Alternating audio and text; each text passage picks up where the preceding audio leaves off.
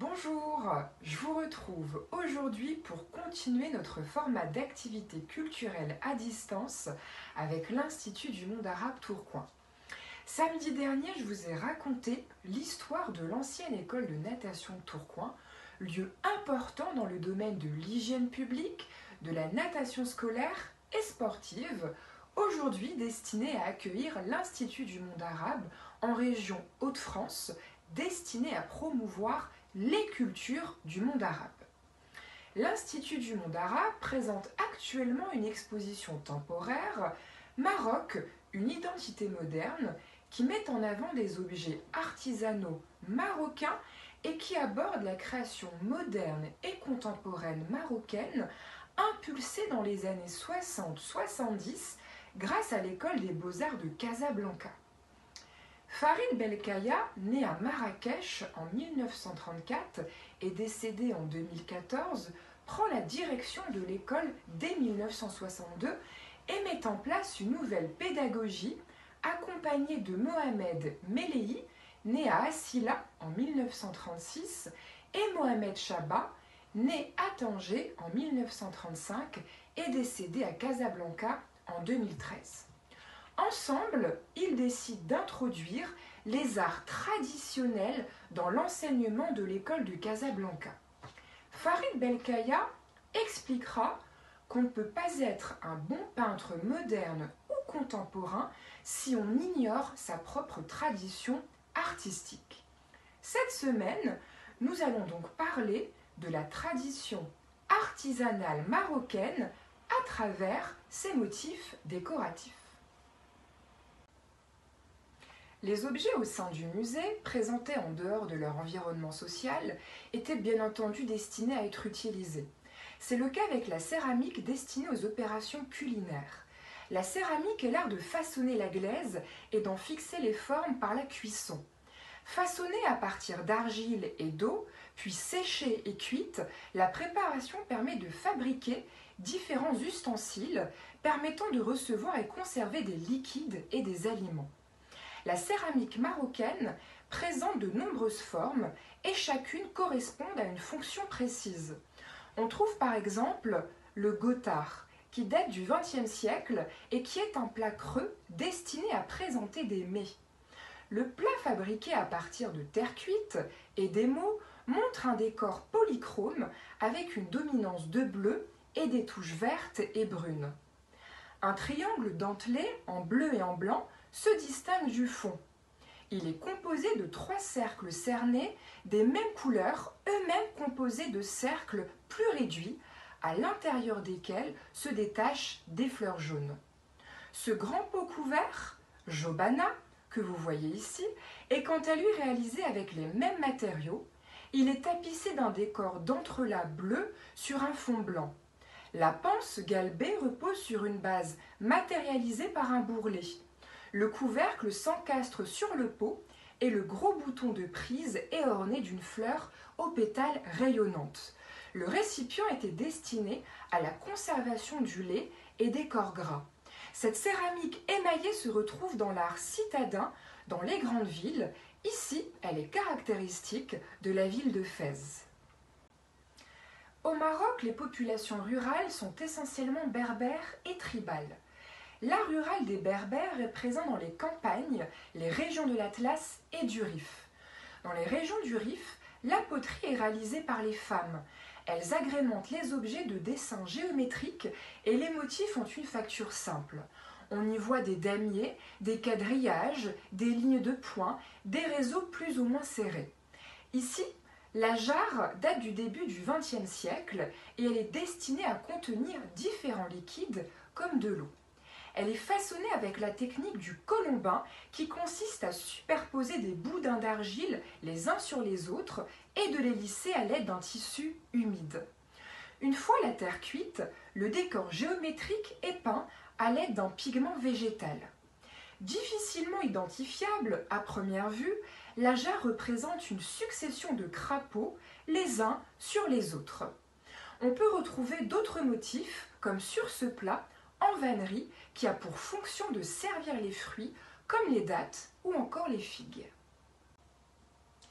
Les décors se matérialisent également sur l'argent.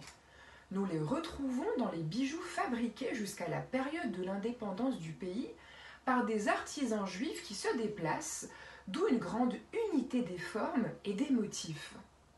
Parmi lesquels des diadèmes, avec des lignes de franges sur le front qui symbolisent la fertilité, des colliers, des ornements pectoraux, des bracelets, des boucles d'oreilles, des pendentifs. Khamsa, qui a pour symbolique le chiffre 5, très répandu et qui a pour vertu d'éloigner le mauvais sort. D'ailleurs, portés en parure, les bijoux sur la tête, le torse, les mains et les pieds sont un bouclier morcelé contre le mal. En effet, la fonction de ces bijoux est celle de la protection contre l'effet du mauvais œil et de la maladie que l'envieux ou le jaloux peuvent provoquer. Le mauvais sort est redouté dans l'ensemble du monde arabe. Dans les villes comme dans les campagnes, les femmes apprécient porter des bijoux et en détiennent la propriété. Expression de la féminité et de la beauté, manifestation du statut social et de prophylaxie, ils sont portés aussi bien durant les moments de fête que de manière quotidienne. Un bijou exprime les étapes de la vie, puberté, mariage, maternité. Les plus beaux sont portés durant les événements importants comme les mariages. Les bijoux berbères sont réalisés en argent. Ce métal, par sa couleur, se rapproche du blanc, lui-même symbole de pureté, de spiritualité, de chance, de richesse. L'or, quant à lui, se retrouvait dans les bijoux citadins. Il peut y avoir également de l'argent niellé. Le niellage est la technique d'orfèvrerie qui consiste à appliquer le niel. Cette matière noire est constituée d'un sulfure métallique, d'un mélange de plomb, de cuivre et d'argent. Placé sur le feu, le niel fondu est appliqué dans les sillons creusés dans l'argent. Après refroidissement, l'ensemble est poli. Le résultat obtenu permet de jouer sur le contraste du noir brillant et du métal blanc. Sur d'autres pièces, comme celle présentée, au centre est apposée une pierre colorée qui apporte une touche éclatante au bijou. Cet autre collier est quant à lui composé de boules d'ambre qui symbolisent la fertilité. Au milieu est ajoutée une pièce de monnaie espagnole. Cette insertion de pièces reste très fréquente. Il existe une infinité de compositions et des sources d'inspiration différentes. Le décor géométrique reste le plus souvent utilisé et ses motifs sont porteurs de symboles. Il y a encore quelques années, le capital d'une femme se montrait dans ses bijoux. Il représentait un capital monnayable. En cas de difficultés imprévues au sein du foyer familial, elle pouvait les vendre. Un proverbe arabe rapporte que les bijoux sont pour les temps de crise. Ainsi, ces bijoux détiennent à la fois une fonction esthétique, symbolique et utilitaire. C'est ce qui est visible à travers les fibules.